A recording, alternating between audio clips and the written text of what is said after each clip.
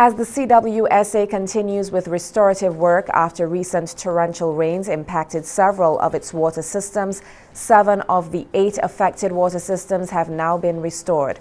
According to a CWSA release, restorative work continues on the Hermitage system, which has been partially restored, enough to provide residents of North Leeward with pipe-borne water. Construction work continues on the segment of pipeline supplying Belial, Curtains, Barrowley and Peters Hope, which should be restored today. The CWSA further advises customers in affected areas that they may still experience periodic outages due to the need to continue repairs on smaller pipelines in the distribution networks.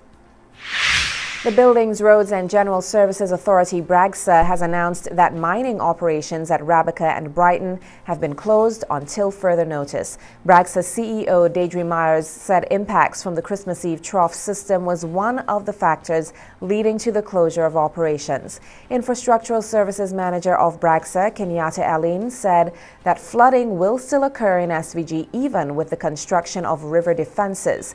Aline said there are several cases where persons live on riverbeds. He said that persons living close to rivers get too comfortable and it's usually just a stream. Aline added that for some rivers, BRAGSA would look into securing breach points. Amajaro Holdings Limited, the company responsible for the reintroduction of cocoa here, has been sold to Ecom Agro-Industrial Corp., the world's second biggest coffee and third largest cocoa trader. The company's trading arm, Amajaro Trading Limited, reported a loss of $7.6 million in the year ended September 2012. It is still uncertain the effects the sale will have on local cocoa farmers here, if any. Prime Minister Gonsalves in August of 2011 signed a memorandum of agreement with Amajaro and pointed out that Amajaro has given an undertaking as part of the agreement for the planting material to be made available to farmers. He said the company is also committed to providing credit on a commercial basis to farmers in inputs and fertilizers. Dr. Gonsalves acknowledged that Amajaro is not a charitable institution and unless everybody can make a profit out of the agreement, it will not survive. The sale took place in November of 2012. The National Telecommunications Regulatory Commission, the NTRC, will be having a ceremony to officially hand over the new state-of-the-art computer lab to the St. Vincent and the Grenadines Community College Division of Technical and Vocational Education under the SMART project, funded by the Universal Service Fund.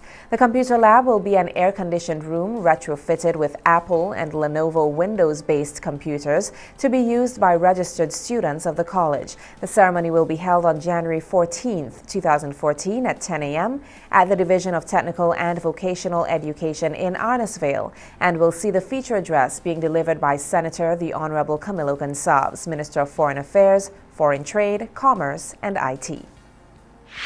SVG is set to receive storm relief from Grenada as Grenada's National Minister Management Agency will contribute towards recovery efforts here.